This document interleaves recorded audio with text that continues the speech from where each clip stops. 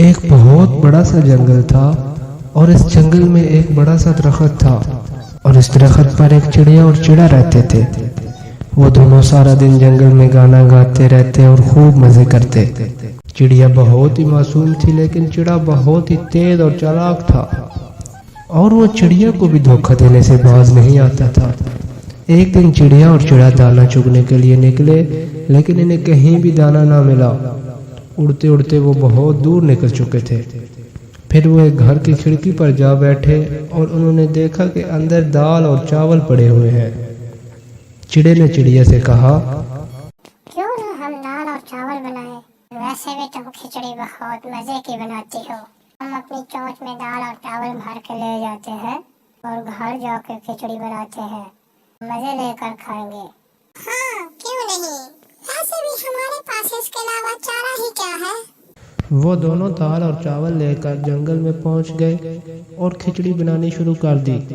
खिचड़ी में से बहुत मज़े की खुशबू आ रही थी। खुशबू सुनकर चालाक चिड़े की नीयत इस पूरी खिचड़ी पर ख़राब हो गई और सोचने लगा, क्यों न ये सारी खिचड़ी मैं खुद खा जाऊं, मगर इसके लिए मुझे चिड़िया को कहीं दूर भेजना होगा।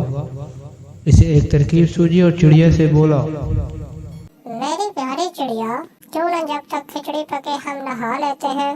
मेरी प्यारी चिड़िया, खिचड़ी की खुशबू बहुत दूर तक फैल गई है। ये ना हो कि हम दोनों नहाने जाए तो पीछे से हमारी खिचड़ी कोई खा जाए। ऐसा करते हैं, पहले मैं नहाने जाता हूँ और तुम खिचड़ी का ध्यान रखो।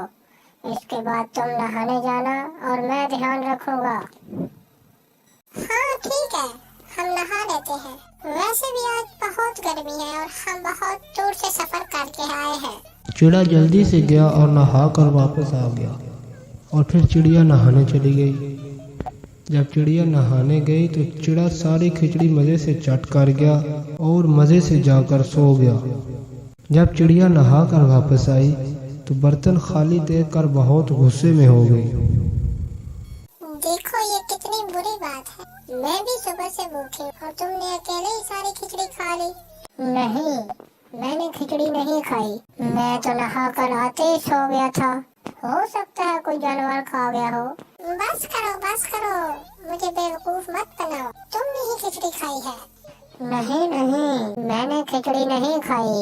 तो ठीक है, चलो उल्लू अंकल के पास चलते हैं। वो फैसला करेंगे कि खिचड़ी किसने खाई है। ठीक है, मुझे कोई एतराज नहीं। चलो चलते हैं उल्लू अंकल के पास। जब वो दोनों उल्लू के पास पहुंचे तो चिड़िया ने सारी बात उल्लू को बताई। उल्लू ये सारी बात सुनकर समझ गया कि खिचड़ी चिड़े ने ही खाई है। अब उल्लू ने एक तरकीब बनाई और एक चाल चली। उल्लू चिड़े से बोला, अच्छा, छोड़ो सारी बात। तुम सुबह से भूखे हो गए। मेरे पास काफी खाना पड़ा हुआ है। तुम दोनों मेरा खाना खा लो। जब उल्लू ने खाना चिड़िया और चिड़े के सामने रखा तो चिड़िया बेचारी सुबह से भूखी थी। वो तो खाना शुरू हो गई, जबकि चिड़े ने सारी खिचड़ी अकेले ही चट की हुई थी, इसलिए उसका पेट फुल भरा हुआ था। इससे ये खाना खाने ना हुआ। जब उल्लू ने देखा कि चिड़ा खाना नहीं खा रहा, चिड़े से बोला, चिड़े बेटे, तुम खाना क्यों नहीं खा रहे? उल्लू अंकल, मेरे पेट में बहुत दर्द है, इसलिए मेरा खाने का दिल नहीं कर रहा।